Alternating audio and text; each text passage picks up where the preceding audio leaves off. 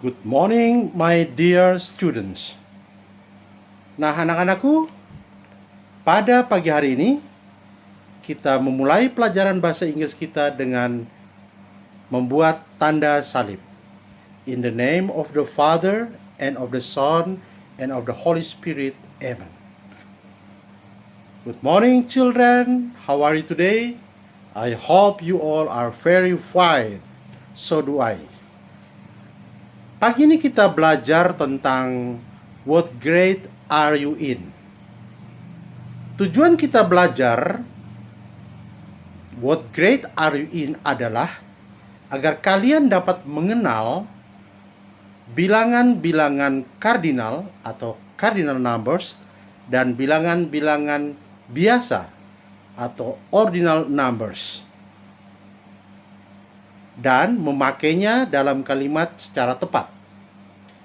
Nah, anak-anakku, sebelum kita masuk lebih jauh, maka mari kita lihat dahulu apa sebenarnya bilangan-bilangan kardinal itu.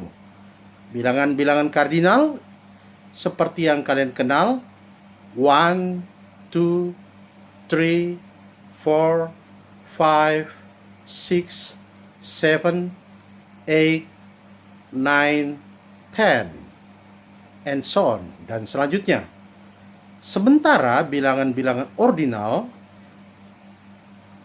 dimulai seperti dalam matematika disebut bilangan-bilangan Romawi. Pertama, kedua, ketiga, dan seterusnya. Mari kita dengarkan. Pertama, first. Repeat after me. Ulangi setelah saya. First. Second. Third. Fourth. Fifth. Sixth. Seventh. Eighth. Ninth. 10, 12. Nah, demikian tentang bilangan-bilangan ordinal.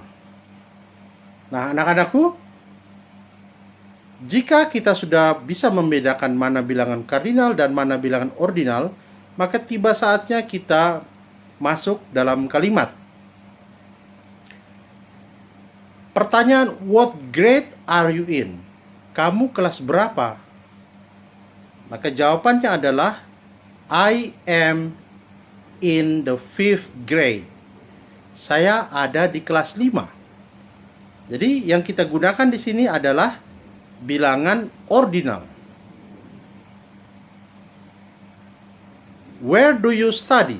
Di mana kamu belajar? I study at St. Mary Catholic Elementary School.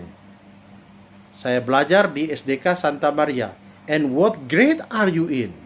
Dan kamu kelas berapa?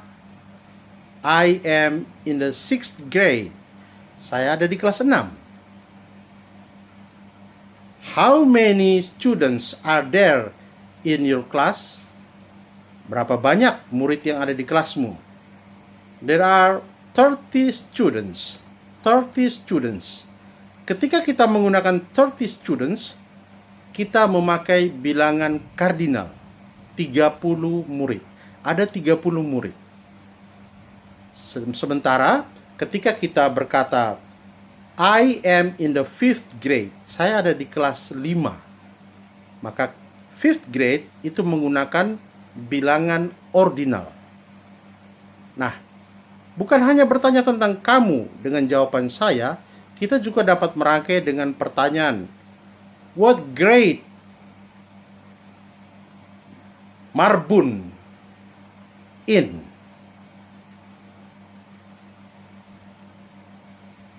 What grade is Marbun in? Karena Marbun adalah laki-laki, maka kita mengganti dengan subjek he. He is in the 5th grade. Jadi Marbun diganti dengan subjek he. Dan kalau perempuan, What grade is Maria in? Maka Maria kita ganti dengan subjek she. She is in the 5th grade. Bagaimana kalau banyak? Pertanyaannya untuk 2 orang, katakanlah. What grade is Tino and Tina in? What grade are Tino and Tina in? 2 orang atau lebih, maka kita ganti dengan subjek they. They are in the 5th grade. They are in the 5th grade. Nah, anak-anakku jangan lupa, ketika kita sedang belajar tentang what grade are you in, sebenarnya kita diajak juga untuk belajar tentang sebuah nilai fraternitas, nilai persaudaraan, dengan karakter tidak membeda-bedakan semua warga sekolah. Jadi, ketika kamu adalah siswa kelas 5, maka teman-temanmu bukan hanya dari teman kelas 5, tapi kamu juga mesti berteman dengan teman-teman dari kelas 1 hingga kelas 6. Semua murid yang ada di sekolah adalah temanmu, adalah sahabatmu. Inilah nilai fraternitas, nilai persaudaraan yang ingin kita perjuangkan. Kita memperhatikan, kita menghargai, kita mau berkawan dengan semua orang. Nah, anak-anakku, teruslah berlatih untuk memakai cardinal and ordinal numbers secara benar. Sebagai latihan di rumah, kalian dapat menjawab pertanyaan berikut. Pertama, what grade are you in? Kedua, what grade is Seta in? Ketiga, how many friends do you have? Keempat, what grade are Upin and Ipin in? Dan kelima, how many bicycles do you have? Nah, anak-anakku, dengan demikian kita telah belajar tentang what grade are you in. Semoga bermanfaat. May Almighty God always bless you.